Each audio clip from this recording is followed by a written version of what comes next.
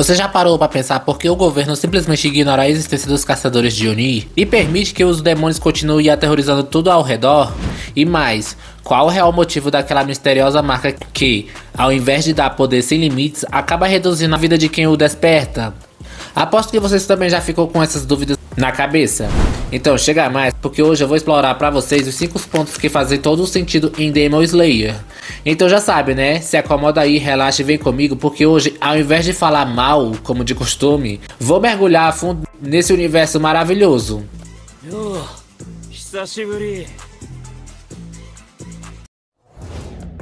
E nada melhor do que começar pelo princípio, a base que sustenta toda a obra. Esse poder é descrito de várias maneiras, pode ser visto como uma ferramenta, ou uma forma de magia, ou até mesmo como um martelo da justiça, que destrói qualquer um que ouse cruzar o caminho do protagonista. Mas no fim das contas, estamos falando de algo bem simples, a respiração. Ao contrário de muitos animes em que o poder vem de armas mágicas ou de algumas energias cósmicas misteriosas, em Demon Slayer a base é algo muito mais simples e real. A respiração. O anime até explica direitinho como funciona. Você inspira, oxigena o corpo e pronto. Já é capaz de partir pedras ao meio. Agora, de onde surgem aquelas imagens de água, fogo e outros elementos? Isso fica no campo da imaginação. Aquilo é meramente ilustrativo. Os personagens ali não veem aqueles efeitos. Apenas nós telespectadores. Muita piada! Mas o que realmente importa é que a base é sólida e faz sentido. E convenhamos, todo mundo sabe que a forma certa de respirar é fundamental em qualquer atividade física, seja levantando peso, correndo ou praticando esportes. Cada situação pede um jeito específico de inspirar e expirar. Por isso faz todo sentido o Tanjiro ter levado tanto tempo só para aprender essa técnica. E olha que nem chegamos nas formas mais avançadas, como a famosa concentração total constante. Agora você deve estar se perguntando, mas isso funciona mesmo na vida real? A resposta é sim e não. Você não vai virar um super-humano só mudando a forma de respirar. Mas, por exemplo, mergulhadores usam técnicas específicas para aumentar o tempo debaixo de água. O problema é que isso é extremamente arriscado e pode causar desmaios em segundos. Ou seja, moral da história, não tente fazer isso em casa. Mas de certa forma, funciona sim. Falando em esforço, uma das coisas mais incríveis nesse anime é justamente como ele valoriza o treino e dedicação. O Tanjiro nunca foi fraco, mas mesmo assim precisou de 2 anos inteiros de preparo até estar pronto para a seleção final dos caçadores. E enquanto a maioria dos candidatos perdeu a vida, ele saiu praticamente ileso. O treino do Tanjiro não foi nada fácil. Corridas carregando espadas, mergulhos em cachoeiras geladas e toneladas de madeiras cortadas todos os dias. E detalhe, mesmo com as mãos cheias de bolhas e feridas, ele não parava. Essa persistência absurda é uma das mensagens mais inspiradoras da obra. Outro ponto que torna Demon Slayer diferente da maioria dos animes é a forma como trata os ferimentos. Aqui não existe essa de se recuperar de um golpe fatal em 2 dias. O personagem passa meses se recuperando, recebendo tratamento médico, apoio psicológico e, claro, muito treino até voltarem ainda mais fortes. Agora vamos para a polêmica do vídeo. A relação entre o governo e o esquadrão de caçadores. Existe uma diferença entre não saber e ignorar.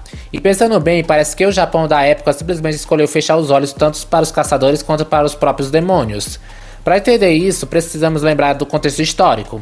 A trama se passa no período Taisho, entre 1912 e 1926, uma era de grandes mudanças, marcado pelo impacto da Primeira Grande Guerra Mundial e por transformações sociais intensas. Um cenário perfeito para esconder verdades desconfortáveis e fingir que tudo está normal. Podemos considerar esse período como pós-guerra, então eu vou me basear nessa ideia. O mundo ao redor estava todo bagunçado, enquanto o Japão passava por um grande crescimento industrial e econômico. Mas mesmo que o sol nasça lá, ele não brilha o tempo todo. A instabilidade política tomava conta do país com protestos, eleições turbulentas e até assassinos políticos, ou seja, a situação já estava um verdadeiro caos. Então dá pra entender que o fato dos demônios aparecerem de vez em quando devorando pessoas não fosse exatamente prioridade. Ainda mais porque do ponto de vista do governo, parecia só um bando de caras fantasiados de samurais que estavam realmente conseguindo combater essas criaturas. Logo, não havia tanta necessidade de intervenção oficial. Mas isso não é tudo. O Japão já não era mais uma pequena empresa indie, e sim uma das grandes potências mundiais, o que atraía os olhares de muitos outros países. E culturalmente, o povo japonês não é de pedir ajuda nem de se mostrar fraco. Então admitir que tinha um problema com uma infestação de demônio seria praticamente como dizer: temos um problema que não conseguimos resolver. Para piorar, os países vizinhos certamente se interessariam muito por esses Onis e pelas habilidades sobre-humanas dos caçadores. Afinal, reforçar sua defesa com demônios imortais ou guerreiros fora do comum seria o sonho de qualquer nação que acaba de passar por um conflito devastador. E tem mais. Se o governo pressionasse demais ou se o Japão deixasse de ser um lugar seguro para o chefão dos demônios, ele simplesmente iria embora. A China fica logo ali, com uma população gigantesca, áreas remotas e perfeitas para se esconder. Não seria nada estranho vê-lo atravessando o mar e se instalando por lá. Sem contar que, se as autoridades começassem a caçar Onis oficialmente, isso só deixaria o trabalho dos caçadores muito mais difícil e perigosos, colocando ainda mais pessoas em risco. Agora falamos dos próprios caçadores. Sim, eles têm um objetivo em comum. Sim, todos conhecem a dor, mas você já reparou como eles tratam uns aos outros? A verdade é que a maioria é meio escrota. Alguns até são legais, como a Shinobi e o Gyu, que é ok, e o Kagaya, que é praticamente uma figura messiânica. Mas tirando esses e o resto, a maioria é complicada. E sabe por quê? Não! Porque a maior parte deles é formada por pessoas solitárias, verdadeiros caçadores independentes. Eles funcionam quase como grandes felinos, tipo onças ou pumas, até podem ser criados por outro gato maior, mas em algum momento seguem sozinhos. Se encontrar de vez em quando, mas não tem nada de trabalho em equipe. Não querem ouvir ninguém, não querem seguir ordens. Cada um faz as coisas do seu jeito. É só matar, matar e matar. Mata todo mundo! Pega o Inosuke, por exemplo. Ele era extremamente assim até levar uma cabeçada do Tanjiro, seguido daquele famoso discurso no jutsu. E olha o Obanai falando com o Tengen daquele jeito, o primeiro em séculos a derrotar um Lua superior, mesmo com baixas enormes.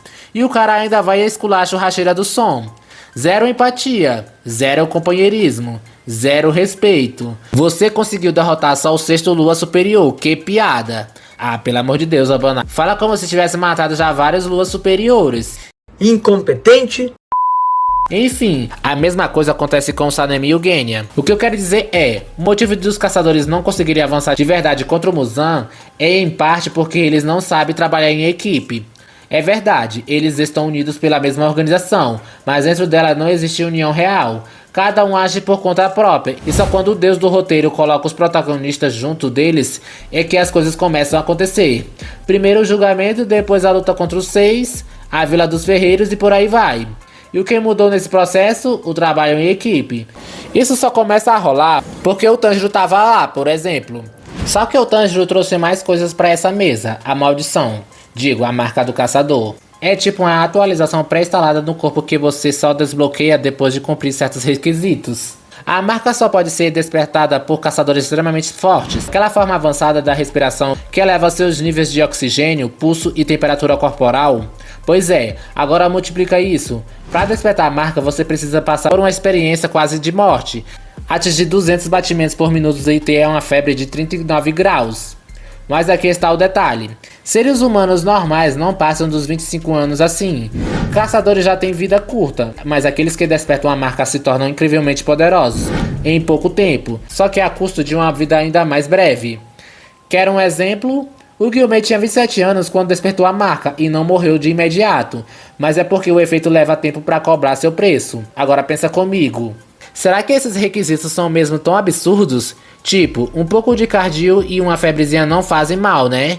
Errado. Uma febre de 39 graus até ajuda o corpo a combater alguma coisa, mas acima disso, a situação degringola rápido, a ponto de precisarem te jogar numa banheira de gelo para não fritar o cérebro. E os 200 batimentos por minutos. Aí não tem o corpo que aguente. O coração simplesmente aciona o freio de emergência e acabou. E aqui não estamos falando de manter isso por segundos, mas durante uma luta inteira. O que pode durar a noite até o amanhecer. Esses caras são monstruosos sim, mas nenhum treino do mundo vai enganar a natureza. Faz todo sentido que o coração deles acabe falhando depois de tanto tempo nesse nível insano. Como deu pra perceber, eu não só consigo falar mal de Demon Slayer, então eu acho que mereço seu like e sua inscrição. Nos vemos no próximo vídeo. Falou!